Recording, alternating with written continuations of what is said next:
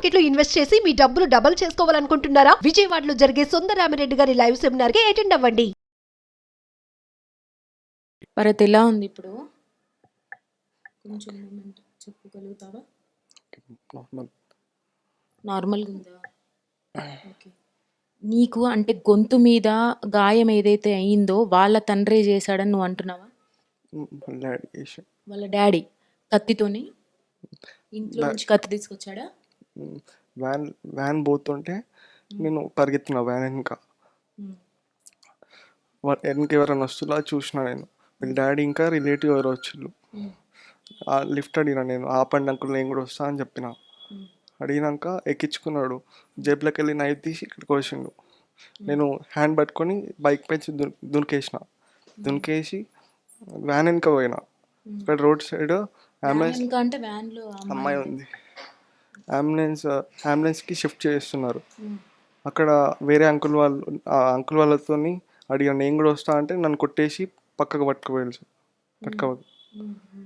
అంటే అమ్మాయి సూసైడ్ చేసుకుంది అని నీ నోటితో నువ్వే అన్నావంట వాళ్ళతోని, అమ్మాయిని చూసుకోపోండి అని. అంటే నీకు చెప్పిందా లేదంటే నువ్వు గెస్ చేసావా లేదంటే? మేము ఇద్దరం ఇంట్లో ఉన్నప్పుడు హాల్లో సౌండ్ వచ్చింది, డోర్ సౌండ్, గేట్ సౌండ్ వచ్చింది. గేట్ సౌండ్ వస్తే చూడమన్నాను నన్ను. నేను చూసినాక వాళ్ళ రిలేటివ్ ఎవరు వచ్చిళ్ళు. ఈమె బయటికి పోయింది. అప్పటికి బయటికి పోయినాక 5 minutesకి లోపలికి వచ్చి డాడీ వస్తున్నాడు నువ్వు వెనక పో కిచెన్ రూమ్లోకి అని చెప్పింది. నేను కిచెన్ రూమ్లో దాచుకున్నాక వాళ్ళ డాడీ ఇంకా రిలేటివ్ హాల్లోకి వచ్చిళ్ళు. ఈమె కవరింగ్ చేయడానికి వాటర్ తీసుకురావాలి అది అని అన్నది. నా దగ్గరకు వచ్చి భయం అవుతుంది రాదు అన్నది. అన్నాక అప్పటికి వాళ్ళ డాడీ ఇంకా రిలేటివ్ గేట్ దగ్గర పోయిళ్ళు. వెనక తిరిగి నువ్వు వెళ్ళిపో వెనకకి వెళ్ళి గోడ దునికది అని చెప్పింది. నేను గోడ దునికేసిన. గోడ దునికి అటు పోతుంటే రిలేటివ్ అంకుల్ చూసిండు నన్ను. చూసి పట్టుకుందాం అనుకున్నాడు. ఎస్కేప్ అయినా అక్కడికి వెళ్ళి. వాళ్ళ డాడీ ముందుకెళ్ళి వచ్చి పట్టుకున్నాడు. కొట్టిళ్ళు బాగా. కొట్టినాక ఈ అమ్మాయి చూస్తుంది విండోలోకి వెళ్ళి, మెస్ డోర్లోకి వెళ్ళి చూస్తుంది. అప్పుడు అమ్మాయి వీళ్ళ డాడీ కాల్ చేసిండు. ఎందుకు ఇట్లా చేస్తున్నారు, ఎందుకు కొడుతున్నారు అంతగానం అని చెప్తే వీళ్ళ డాడీ ఏం మాట్లాడకుండా కట్ చేసిండు కాల్. అయితే ఎవరో కాల్ చేసిండు వీళ్ళ డాడీకి, డోర్ పెట్టుకున్నది అది అని, డోర్ తీస్తలేదు అది. వీళ్ళ డాడీ పోయినాక ఆ కట్టు ఉంటుంది అక్కడ కెనాల్, ఆ కట్ట మీదకి వెళ్ళి వాళ్ళ మమ్మ వచ్చింది. మమ్మ వచ్చి ఎందుకు వచ్చినావు మళ్ళీ అది అని అంటే, మీరు ఇట్లా టార్చర్ చేస్తుళ్ళు, నాకు కాల్ చేసి ఇట్లా నువ్వు రావాలి నేనంతా చెప్తా ఇంట్లో బ్యాడ్ సిచ్యువేషన్ ఉన్నది అది అని చెప్పింది. నువ్వు రాకపోతే అమ్మాయి నీతో చెప్పింది, కాల్లో చెప్పింది. చెప్పినాక వాళ్ళ మమ్మీ రిటర్న్ పోయింది ఎవరో కాల్ చేసిళ్ళని. నేను మళ్ళీ అదే ఆ ప్లేస్లో ఉండే అంకుల్తోని, ఇంకో అంకుల్ వాళ్ళ రిలేటివ్ అంకుల్ కూడా పోయిండు ఇంట్లోకి నన్ను అక్కడ ఉంచేసి. నేను నడుచుకుంటా పోతున్నా వాళ్ళ ఇంటి సైడు. పోతుంటే సౌండ్స్ వస్తున్నాయి ఇంట్లోకి వెళ్ళి బాగా. ఇక ఉరికేసిన. నేను ఉరుకుతుంటేనే ముందుకెళ్ళి వ్యాన్ పోతుంది అప్పటికి. అంటే అమ్మాయి నీతో ఉన్నంతసేపు ఏమైనా షేర్ చేసిందా? ఇంట్లో ఏదైనా ప్రాబ్లం ఉందనో లేదంటే నేను ఇట్లా సూసైడ్ చేసుకోవాలనుకుంటున్నానో అది ఏమైనా షేర్ చేసిందా నీతో? చేసింది. చెప్పుమా. అంటే ఇప్పుడున్న వార్తల్ని బట్టి ఒక సైడ్ వెళ్ళిపోతుంది ఈ వార్త అన్నది. అసలు ఏం జరుగుతుంది అనేది అర్థం కావట్లేదు. ఇప్పుడు నీకు ఫ్యూచర్ ఉంది.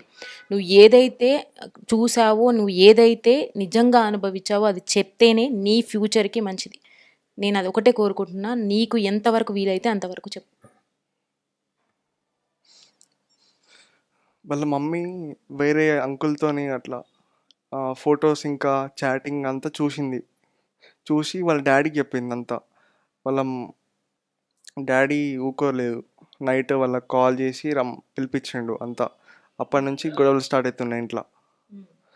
అంటే వాళ్ళ మమ్మీకి వేరే వాళ్ళది చూసినాడు వాళ్ళ డాడీ, అంతేనా? గొడవలు స్టార్ట్ అవుతున్నాయి. తిను అంటే మెంటల్గా డిప్రెస్ అయ్యి నీతో షేర్ చేసుకోవాలనుకొని రమ్మందా? అప్పటికి వాళ్ళ డాడీకి స్ట్రోక్ వచ్చి హైదరాబాద్లో అడ్మిట్ అయ్యాడు. తర్వాత అప్పటికెళ్ళి గొడవలు స్టార్ట్ అవుతున్నాయి. స్టడీ విషయంలో కూడా అంత టార్చర్ చేస్తున్నారు అంట.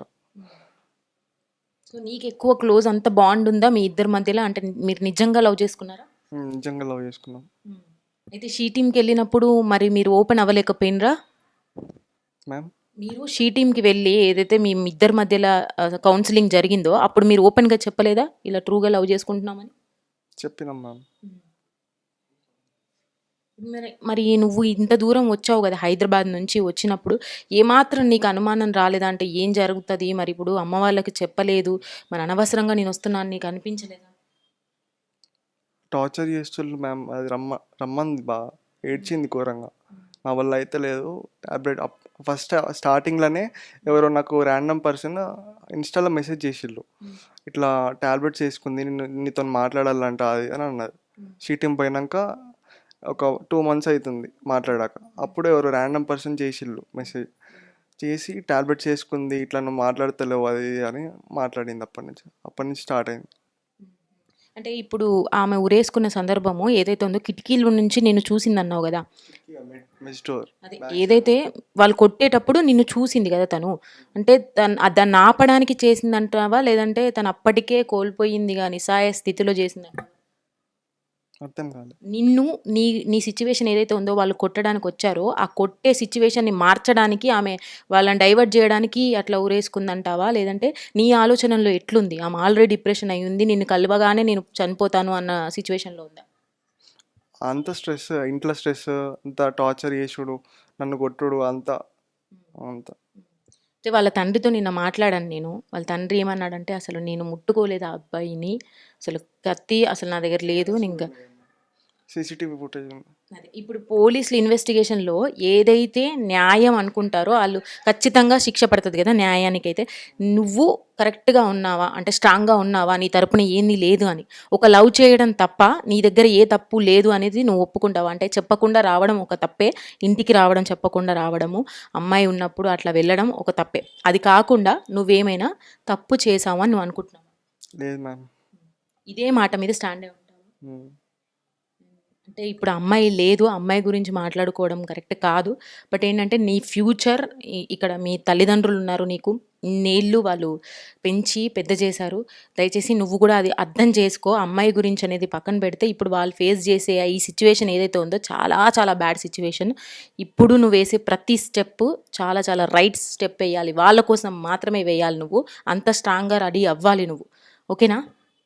Be strong. అండ్ ఏదైతే నువ్వు తప్పు అనుకుంటున్నావో ఈ సంఘటనలో నా వైపున చూపిస్తున్నారు వేలని నువ్వు అంటున్నావు, దాని మీద స్ట్రాంగ్గా ఉండి దాని గురించి పోరాడు, ఓకేనా?